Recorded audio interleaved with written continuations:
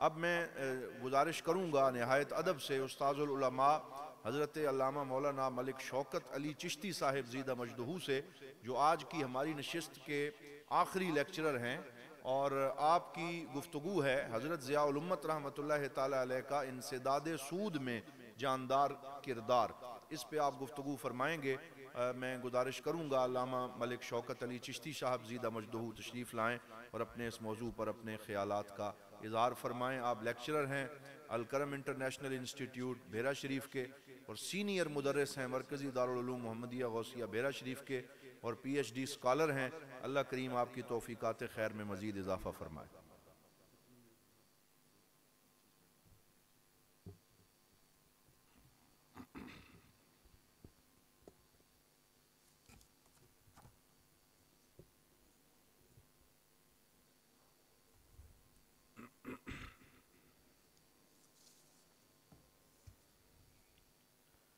नहमदुहु व नुसल्ली व नुसल्लिमु अला रसूलिहिल करीम, अम्मा बाद फ़अऊज़ु बिल्लाहि मिनश शैतानिर रजीम, बिस्मिल्लाहिर रहमानिर रहीम।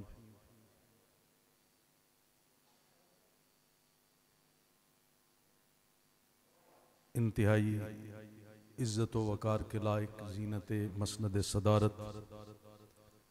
इज़्ज़त माब चौधरी मोहम्मद असलम कंबो साहब, वाइस चांसलर अल करम इंटरनेशनल यूनिवर्सिटी बेरा शरीफ, दीगर मुअज़्ज़ज़ व मोहतशम असातिज़ा कराम,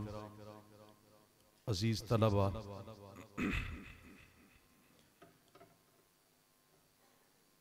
हुज़ूर ज़ियाउल उम्मत रहमतुल्लाह अलैह के अफ़कार के हवाले से बात करने से पहले और बिलखुसूस इंसदाद सूद के हवाले से जो आपकी इल्मी और अमली करदार है, उस पर बात करने से पहले दो तीन जुमलों में हज़रत ज़ियाउल उम्मत रहमतुल्लाह अलैह की शख्सियत को जानना और समझना ज़रूरी है, ताकि हम इस हवाले से आपकी फ़िक्र को बेहतर अंदाज में समझ सकें। हुज़ूर ज़ियाउल उम्मत रहमतुल्लाह अलैह हमारे दरसे निज़ामी के वो जय्यद और माहिर आलिम थे, जिन्होंने दरसियात को इंतहाई दिक्कत के साथ और आम लोगों से ज़्यादा वक्त देकर हासिल किया, और आप दरसियात के ही नुमाइंदा भी थे। लेकिन इसके साथ साथ आपकी सोच और फिक्र के अंदर इंतहाई खूबसूरत तवाज़ुन और इतनी वुसअत मौजूद थी कि जिस तरह आपने अभी गुफ्तगू सुनी इत्तेहाद उम्मत के हवाले से आपके किरदार के बारे में, आपने आपके यहाँ आपकी सोच और फिक्र में ये बात कहीं भी नजर नहीं आती कि आप अपनी उस सोच और फिक्र से, अपने मौजू से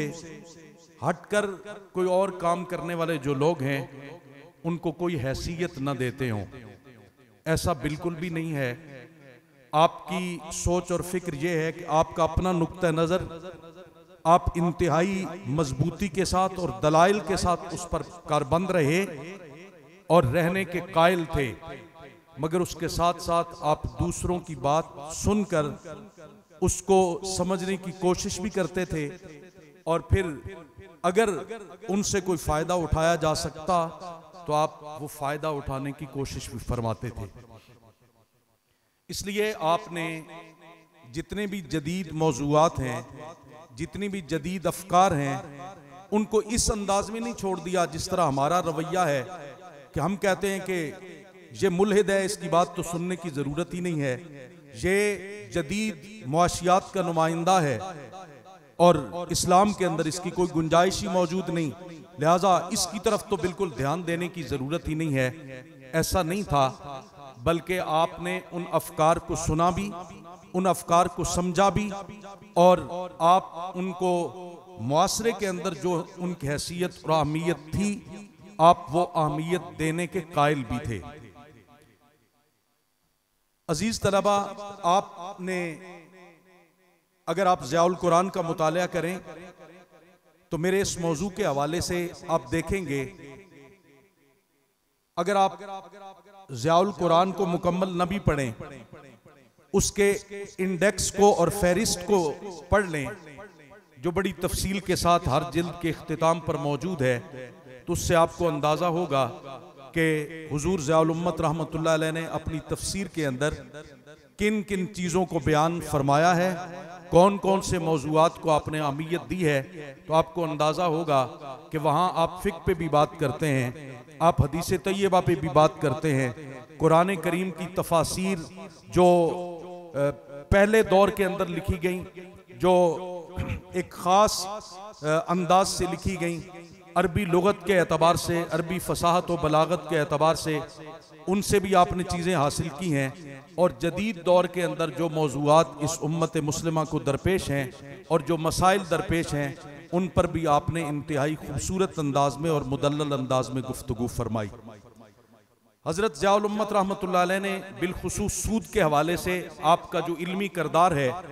उसको आप देखना चाहें तो ज़ियाउल कुरान के अंदर आपने सूरह बकरा की जो आयत नंबर 275 और उससे आगे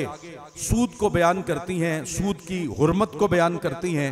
और सूद और बै की फ़र्क को बयान करती हैं, उनके अंदर बड़े खूबसूरत अंदाज में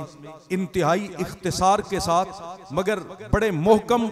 और मजबूत अंदाज में सूद की हुर्मत को बयान किया।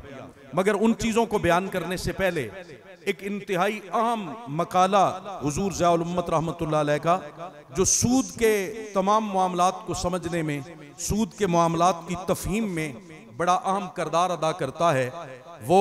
आपके मकालात के अंदर मौजूद इस्लामी नजरियाती कौंसल की तरफ से भेजे गए वो 16 सवालात हैं जो उस दौर के अंदर हुकूमत वक्त जिस दौर में सूद के हवाले से काम कर रही थी और इस्लामी नजरियाती कौंसल को उनकी रहनुमाई करने का कहा गया, शरी तरीक़ाकार के मुताबिक इस्लामी नजरियाती कौंसल ने हुकूमत वक्त को उन तमाम मसाइल से आगाह करना था, तो उन्होंने मुख्तलिफ जय्यद उलमा को अपने वो सवालनामे भेजे, जिनमें उन्होंने सवालनामा हज़रत ज़ियाउल उम्मत रहमतुल्लाह अलैह को भी भेजा। आपने बड़े खूबसूरत अंदाज में उन 16 सवालात के जवाबात उनको लिख कर भेजे और वो एक मबसूत मकाला आपके मकालात के अंदर मौजूद है। उस मकाले के जो सवालात हैं वो सूद की तमाम अबहास पर मुश्तमिल हैं और इंसानी जहन के अंदर सूद के हवाले से जितने एतराज़ात आ सकते हैं, जितने मसाइल किसी के दिमाग में आ सकते हैं, आपने इंतहाई इख्तिसार के साथ उनको जामे अंदाज में हल फरमाया। और उन सवालात के जवाबात देने से पहले हज़रत ज़ियाउल उम्मत रहमतुल्लाह अलैह ने अपनी फ़िक्र उनके सामने पेश फरमाई है। मैं चाहता हूं कि वो फ़िक्र मैं आपके सामने रखूं, उससे हमें अंदाज़ा होगा कि हज़रत ज़ियाउल उम्मत रहमतुल्लाह अलैह कितनी विजनरी शख्सियत थे, आपकी फ़िक्र के अंदर कितनी वुसअत मौजूद थी और आप किस अंदाज में इस्लाम को देखते थे। इस्लाम को आप एक ऐसा निज़ाम यकीन फरमाते थे कि जिस निज़ाम के अंदर इंसान की तमाम ज़रूरियात का हल है। तो आपने उनको उन सवालात के जवाबात देने से पहले जो मुकदमा लिखा है उसमें आप फरमाते हैं कि इस्लाम एक जामे निज़ाम हयात है, उसका अपना तशख़्ख़ुस और उसकी अपनी इनफरादियत है।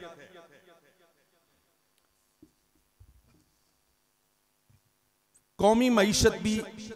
इस निज़ाम का एक अहम शोबा है, इसका भी अपना तशख़्ख़ुस और अपनी इनफरादियत है जो दूसरे मुआशी निज़ामों से सूरत व शक्ल, हकीकत व माना दोनों में मुख्तलिफ है। इस्लाम के इक़्तिसादी निज़ाम में किसी दूसरे इक़्तिसादी निज़ाम की पैवंदकारी या किसी दूसरे इक़्तिसादी निज़ाम में इस्लाम की पैवंदकारी मुदहिका खेज़ किस्म की सादा लोही है। इस्लाम अपनी फितरत और मिजाज के एतबार से किसी गैर इस्लामी निज़ाम के साथ मुफाहमत और मुसाहलत के लिए तैयार नहीं। जो लोग इस्लामी और गैर इस्लामी नज़रियात की माजून मुरक्कब तैयार करना चाहते हैं, उनकी कोशिशें ना अब तक कामयाब हुई हैं और ना आइंदा उनके कामयाब होने का कोई इम्कान है। ये बात भी ज़हन नशीन रहे कि इस्लाम सरमायाकारी का हकीकी मुखालिफ है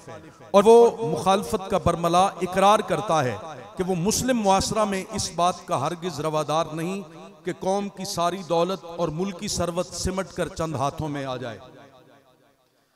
चंद खानदान तो ऐशो इशरत की जिंदगियां बसर करें और बाकी सारी कौम महरूमियों के शिकार रहे, अफलास व गुर्बत, जहालत व बीमारी की आहनी जंजीरों में जकड़ी रहे और अपनी बदनसीबी पर खून के आंसू बहाती रहे। इस्लाम दौलत की मुनसिफाना तकसीम का अलमबरदार है ताकि हर शख्स अपनी खुदादाद सलाहियतों को पूरी हिम्मत से बरूए कार लाए और खुशहाल जिंदगी बसर कर सके। वो खुशहाल जिंदगी का वादा करके इंसान को उसकी अजमत से मारूम नहीं करता। आप दूसरा पहलू आप देखें कि आप फरमाते हैं वो खुशहाल जिंदगी का वादा करके इंसान को उसकी अजमत से मारूम नहीं करता, उसकी आज़ादी अमल को सलब नहीं करता, उस पर नारवा पाबंदियां लगाकर उसके अज़्म जवां को मफलूज नहीं करता, बल्कि वो इंसान की अजमत, उसकी हुर्रियत को बरकरार रखते हुए उसे खुशहाली की राह पर गामजन कर देता है। इसलिए सरमायादारी से उसकी मुखासमत और उसकी बेखुनी के लिए उसका तर्ज अमल इश्तराकियत के अंदाज़े फ़िक्र और तरीक़ाकार से बहुत मुख्तलिफ है। आपने एक जगह पर यह भी लिखा कि जिस तरह पहले जदीदियत आई, मॉडर्निज्म आया, वो इस्लाम के मुकाबले में था, मजहब के मुकाबले में था। उसको सिर्फ इस्लाम के मुकाबले में नहीं कहना चाहिए, मजहब के मुकाबले में था। और उससे जब लोग बेजार हुए उस जदीदियत से और मॉडर्निज्म से, तो उसको काउंटर करने के लिए फिर पोस्ट मॉडर्निज्म आया, जिसको माबाद जदीदियत कहा जाता है। और किसी चीज को काउंटर करने के दो तरीके होते हैं, एक मुस्बित तरीका होता है, एक मनफी तरीका होता है, पॉजिटिव तरीका और नेगेटिव तरीका। तो जदीदियत को का मुकाबला करने के लिए, उसको काउंटर करने के लिए जो माबाद जदीदियत और पोस्ट मॉडर्निज्म आया, वो एक नेगेटिव तरीका था। यानी असल में तो ये था कि उस मजहब को खत्म करने के लिए या मजहब का मुकाबला करने के लिए जदीदियत को लाया गया था और उसमें नाकामी हुई थी। तो तरीका तो ये था कि दोबारा मजहब की तरफ लौटा जाता और मजहब को सही अंदाज में समझकर, मजहब की तालीमात को सही अंदाज में समझकर उन पर अमल किया जाता। लेकिन उसका एक मनफी तरीके से उसको काउंटर करके पोस्ट मॉडर्निज्म लाया गया, जो उस जदीदियत से भी ज्यादा खतरनाक शक्ल थी उसकी। तो आपने लिखा है कि सरमायादाराना निजाम जो था उसका मुकाबला करने के लिए सोशलिज्म आया, इश्तराकियत आई, और ये उसको काउंटर करने का एक और नेगेटिव तरीका था, उसको खत्म करने का एक और मनफी तरीका था, जिसने बजाय इसके कि सरमायादारियत को वो खत्म करता, उसने और ज्यादा मुआशरे के अंदर फसादात पैदा कर दिए। तो आप फरमाते हैं इस्लाम इन रास्तों को बंद करने की तरफ पूरी तवज्जो देता है। ये बात समझने वाली है, इस्लाम उन रास्तों को बंद करने की तरफ पूरी तवज्जो देता है जिन रास्तों से कौमी दौलत तूफान किसी तेजी से चंद लोगों के पास जमा हो जाती है। इस्लामी फिक्र की इस्तिलाह में इस तरीक़ाकार को सद्दे ज़राए कहा जाता है, यानी वो ज़राए ही रोक देना, उनको बंद कर देना जिनसे बुराई पैदा हो सकती है। यानी ऐसे ज़राए को बंद कर दो, ऐसे ज़राए का इस्तिसाल कर दो जिनके बायस इस्लामी मुआशरा में फसाद और ख़राबी अपने कदम जमाती है। चुनांचे इक्तिसाब दौलत के वसाइल को इस्लाम ने दो हिस्सों में तकसीम किया है, हलाल और हराम। वो तमाम वसाइल जिनमें इंसान की जिस्मानी या ज़हनी जिद्दोजहद का दखल नहीं होता, या जिसका दारो मदार फ़कत इत्तिफाक या किसी शख्स की मजबूरी, माजूरी या बेखबरी और नातजर्बाकारी से फ़ायदा उठाने पर होता है, इन तमाम वसाइल को हराम करार दिया गया। जुआ, शर्त लगाना, जखीरा अंदोजी, ब्लैक मार्केटिंग, स्मगलिंग,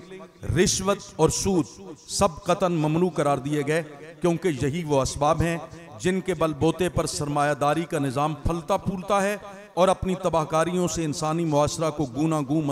मसाइल में मुब्तला कर देता है। इन तमाम ममनुआ ज़राए इक्तिसाब में सरे फहरिस्त सूद है। यानी जितने भी वो ज़राए हैं जो मुआशरे के अंदर कौमी दौलत को चंद हाथों में जमा कर देते हैं और बाकी सारे का सारा मुआशरा गुर्बत और अफलास का शिकार हो जाता है और वो अपनी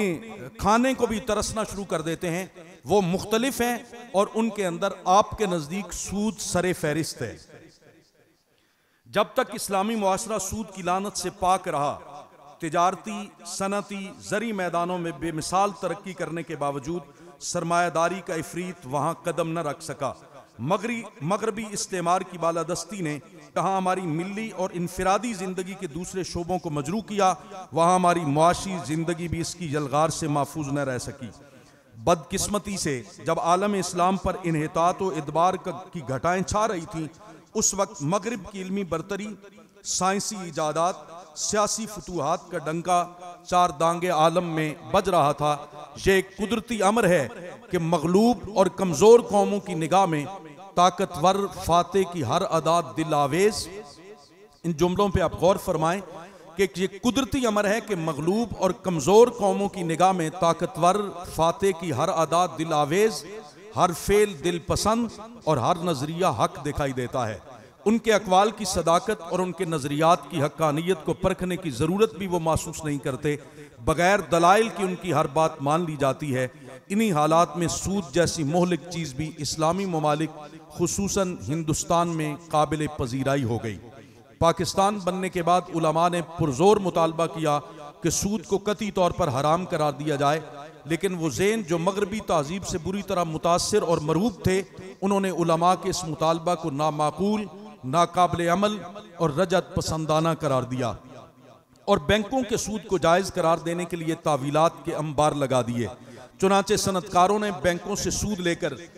बड़ी बड़ी फैक्ट्रियां, मिलें और कारखाने कायम कर लिए। बैंकों को वो 5-7% सूद अदा करते, लेकिन खुद 100 रुपया पर कई गुना मुनाफा कमाते। इसका नतीजा ये हुआ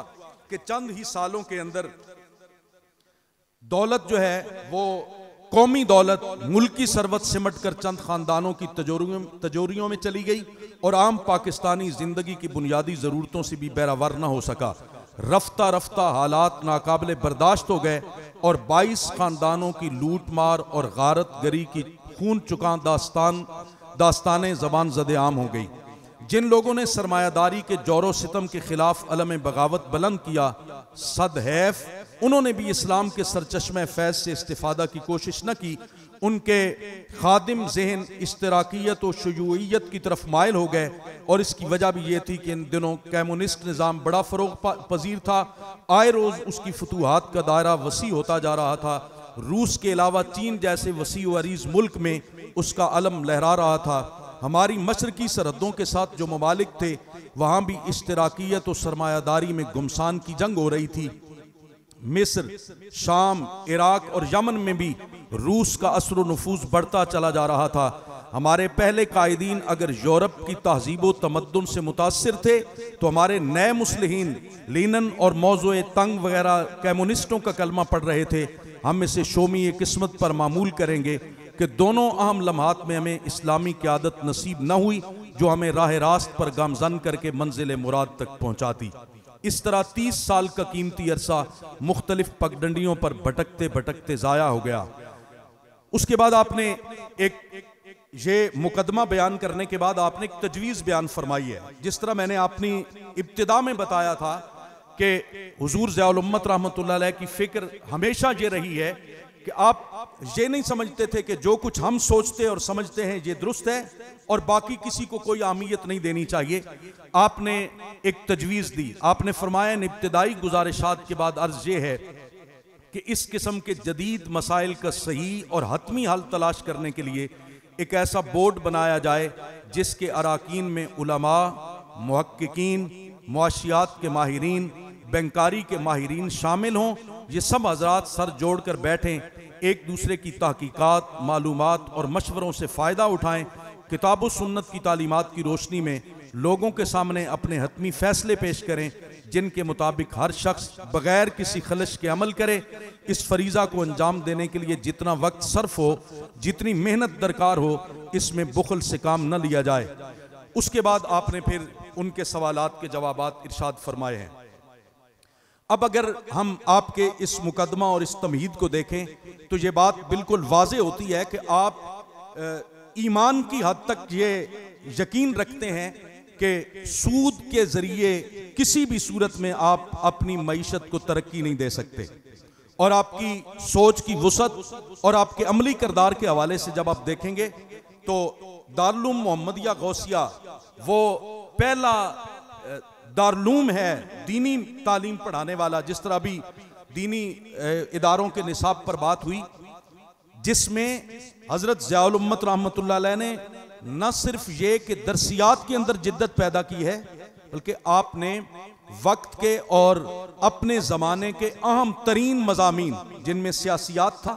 जिनमें मुआशियात थी,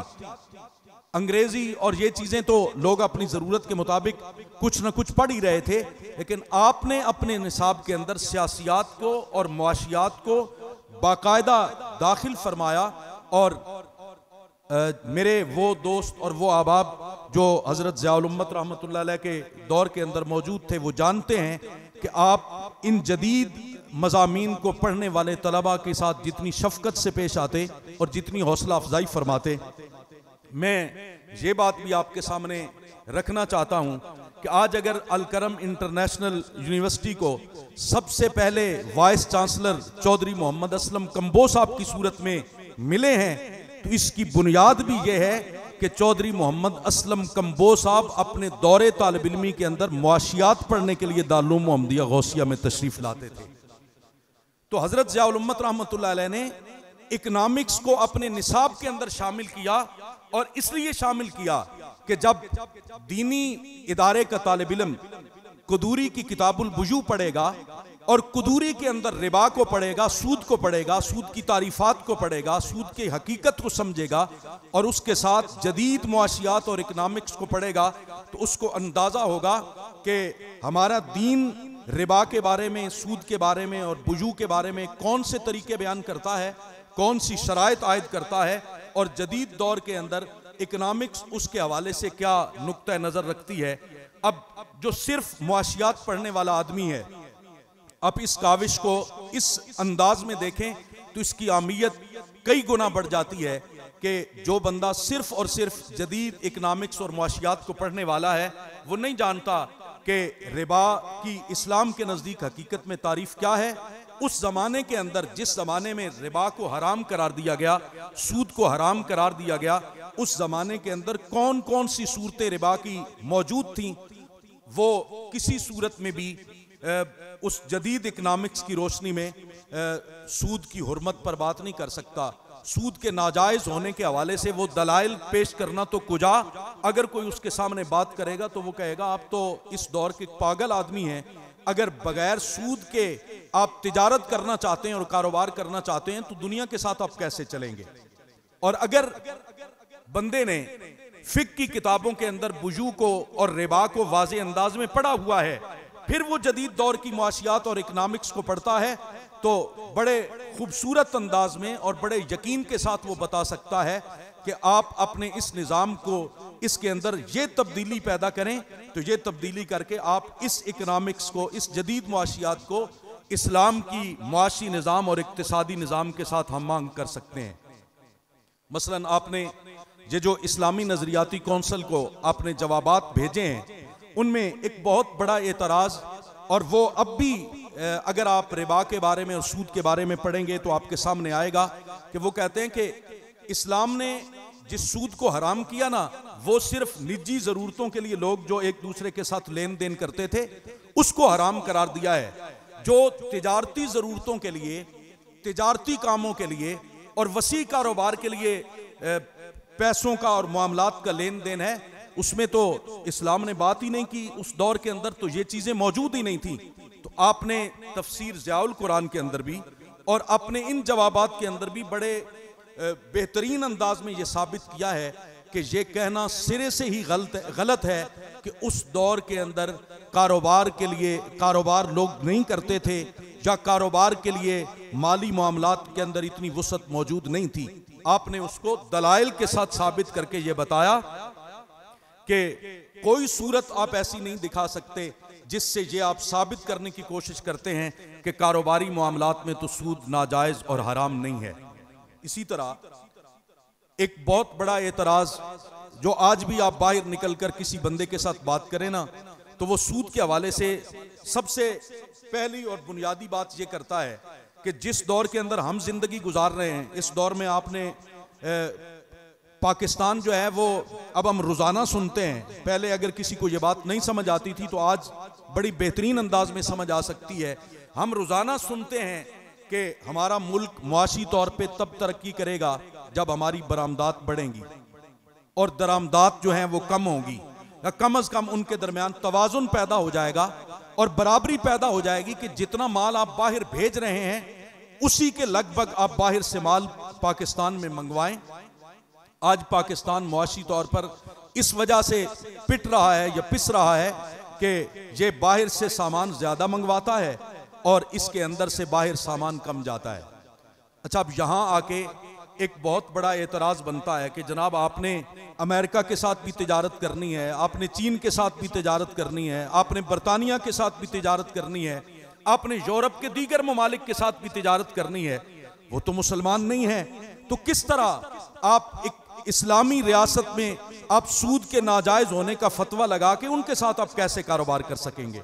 तो हजरत ज़ियाउल उम्मत रहमतुल्लाह अलैह ने इन सवालात के अंदर इस सवाल का जवाब भी इरशाद फरमाया है कि ये तो हमारी फिक्र में और हमारे इस्लाम के अंदर बड़े वाज़े मामलात हैं कि जब दो मुसलमान आपस में कारोबार करेंगे तो उनके लिए सूद जायज़ नहीं है। इसी तरह जब दो इस्लामी रियासतें आपस में कोई कारोबार करेंगी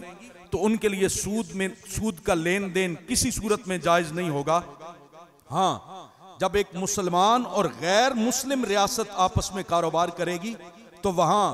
तिजारत के उसूल वो नहीं रहते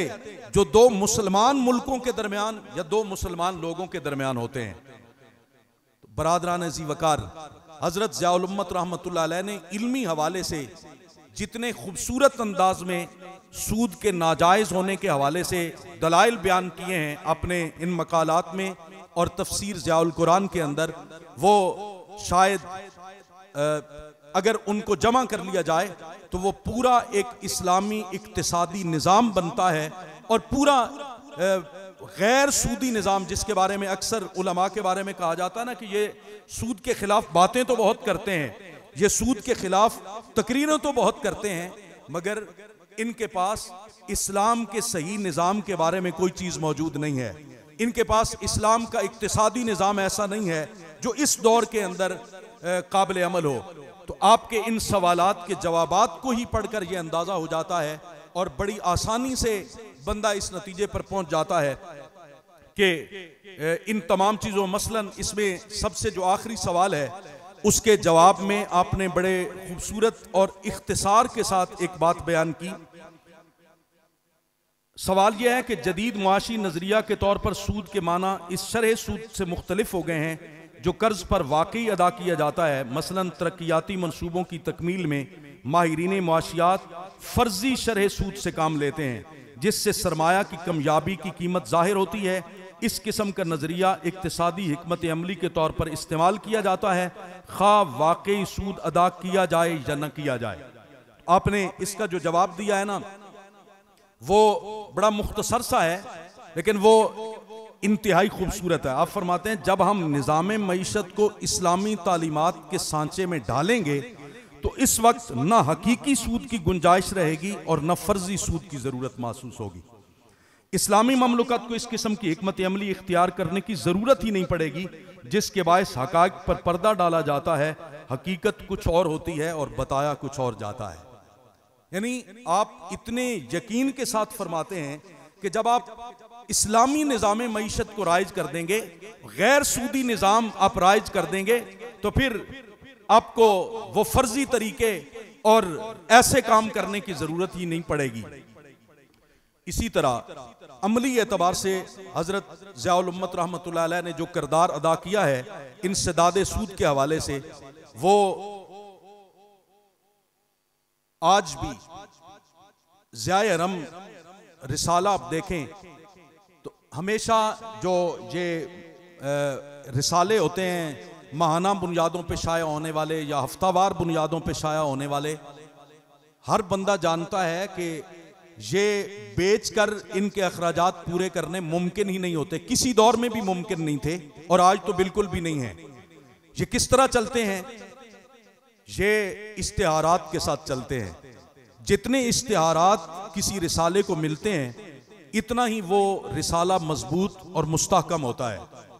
हजरत ज़ियाउल उम्मत रहमतुल्लाह अलैह ने ज़ियाए हरम के बारे में इब्तिदा ही से एक पॉलिसी बनाई जो आज भी जारी है कि ज़ियाए हरम के अंदर इश्तिहारात शाया होंगे, हो रहे हैं, पहले भी होते रहे, मगर ऐसे बैंक और ऐसे इदारे, कारोबारी इदारे जो सूद का काम करते हैं, उनका कोई इश्तिहार इदारा ज़ियाए हरम कभी भी शाया नहीं करेगा। इसी तरह हुजूर ज़ियाउल उम्मत रहमतुल्लाह अलैह, बहुत सारे दोस्त इस बात के गवाह हैं कि आप चूंकि ताहयात जस्टिस थे और आप 1990 के बाद और यकीन के साथ 92 के बाद आपकी सेहत कमजोर होना शुरू हुई और आपको अर्ज किया गया कि हुजूर आपके लिए अब सफर करना बहुत मुश्किल होता है। उस वक्त तो मोटरवे भी नहीं था,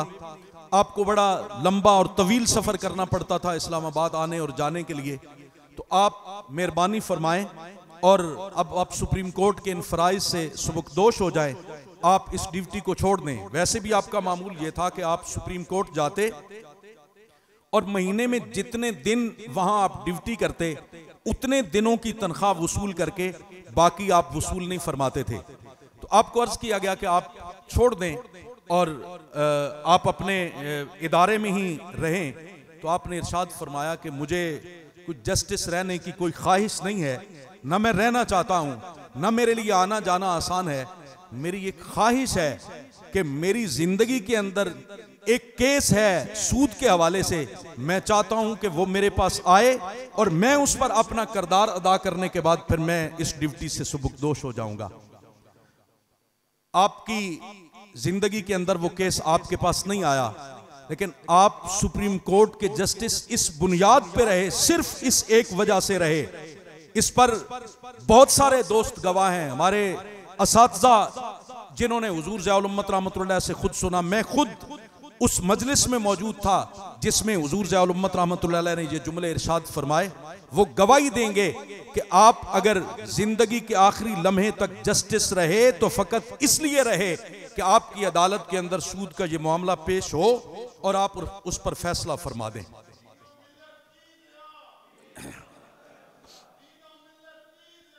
ईद मोहम्मद अजीज तलबा, ये